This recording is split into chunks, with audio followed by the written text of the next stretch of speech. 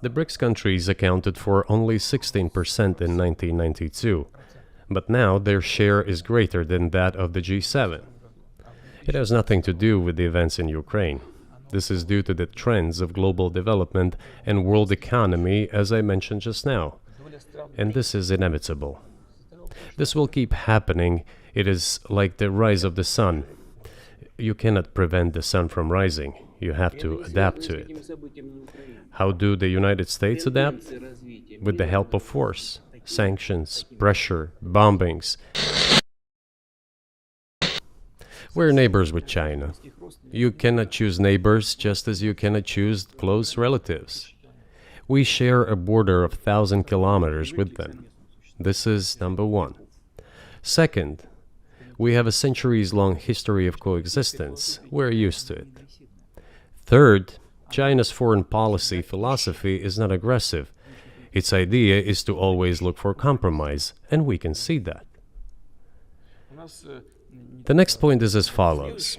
We are always told the same boogeyman story, and here it goes again, through an euphemistic form, but it is still the same boogeyman story. The cooperation with China keeps increasing. The pace at which China's cooperation with Europe is growing is higher and greater than that of the growth of Chinese-Russian cooperation. Ask Europeans, aren't they afraid? They might be, I don't know. But they are still trying to access China's market at all costs, especially now that they are facing economic problems. Chinese businesses are also exploring the European market. Do Chinese businesses have small presence in the United States? Yes, the political decisions are such that they are trying to limit their cooperation with China.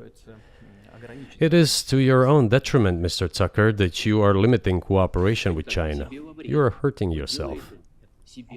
It is a delicate matter, and there are no silver bullet solutions, just as it is with the dollar. So, before introducing any illegitimate sanctions, illegitimate in terms of the Charter of the United Nations, one should think very carefully. For decision makers, this appears to be a problem. So you said a moment ago that the world would be a lot better if it weren't broken into competing alliances, if there was cooperation globally. One of the reasons you don't have that is because the current American administration is dead set against you. Do you think if there were a new administration after Joe Biden that you would be able to reestablish communication with the US government? Or does it not matter who the president is?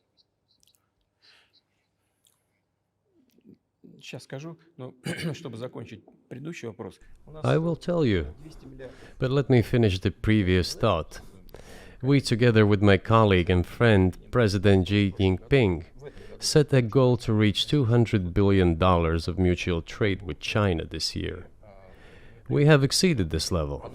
According to our figures, our bilateral trade with China totals already $230 billion, and the Chinese statistics says it is $240 billion.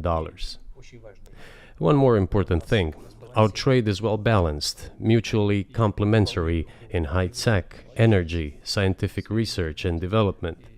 It is very balanced.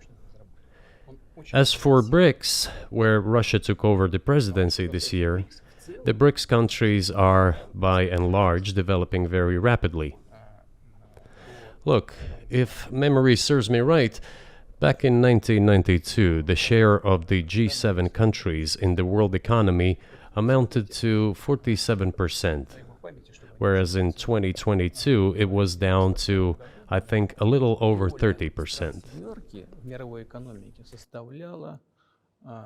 The BRICS countries accounted for only 16% in 1992, but now their share is greater than that of the G7. It has nothing to do with the events in Ukraine. This is due to the trends of global development and world economy, as I mentioned just now. And this is inevitable.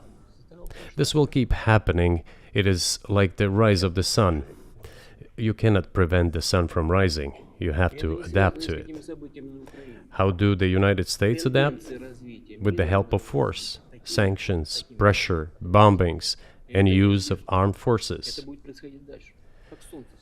This is about self-conceit. Your political establishment does not understand that the world is changing under objective circumstances. And in order to preserve your level, even if someone aspires, pardon me, to the level of dominance, you have to make the right decisions in a competent and timely manner. Such brutal actions, including with regard to Russia and, say, other countries, are counterproductive.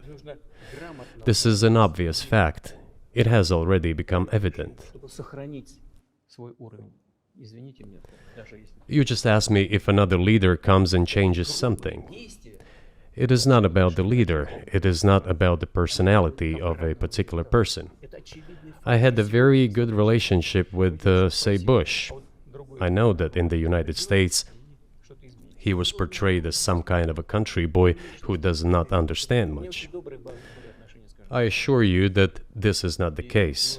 I think he made a lot of mistakes with regard to Russia, too. I told you about 2008 and the decision in Bucharest to open the NATO's doors for Ukraine and so on. That happened during his presidency. He actually exercised pressure on the Europeans. But in general, on a personal human level, I had a very good relationship with him.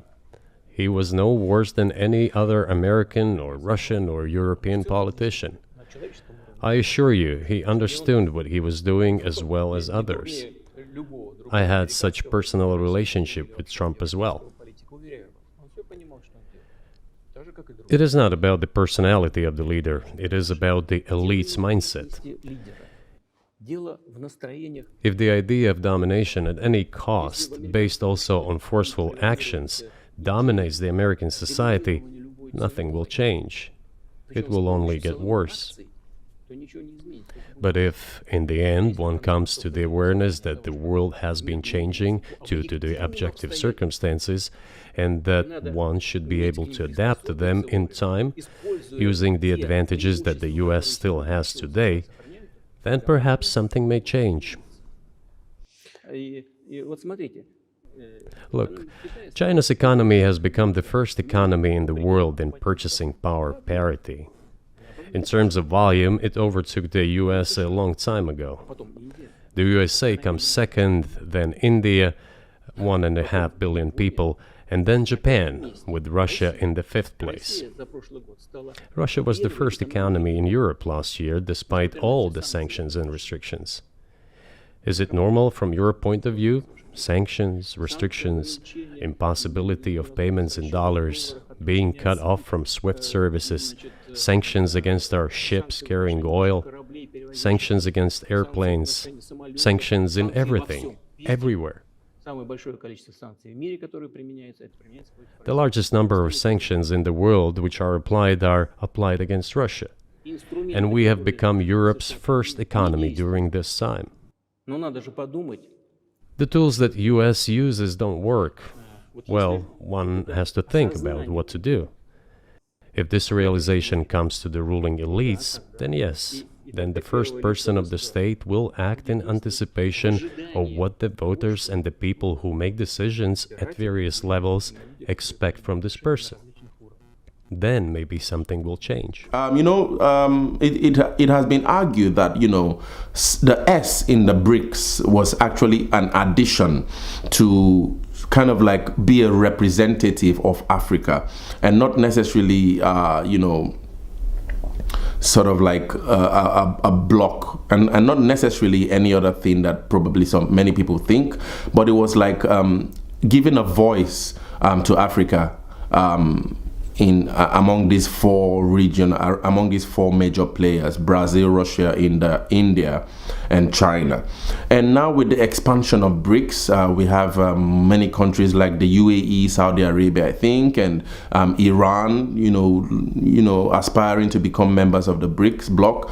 Many Africans are really worried that what's in this for us as, a regular farmer somewhere in Malawi, for example. How does this benefit this farmer or a regular fisherman man in Tanzania. How does this whole BRICS movement benefit them? And many Africans are really asking that question. I think this perspective from South Africa actually situates the point that BRICS is not necessarily supposed to be in conflict with the West, just like South Africa now is really driving the narrative, especially the ANC government, that South Africa wants to be neutral in its relationship with all players in the global space, but that it doesn't want to be an enemy with anyone, but it just wants to be what it is. And I think this is in contradistinction to what many people think might be the next president, a Julius Malema presidency, which might favor more anti-West rhetoric and more anti-West policies. And we stand to see and watch what happens in South Africa by 2024 in the next elections. I know it will be really hot,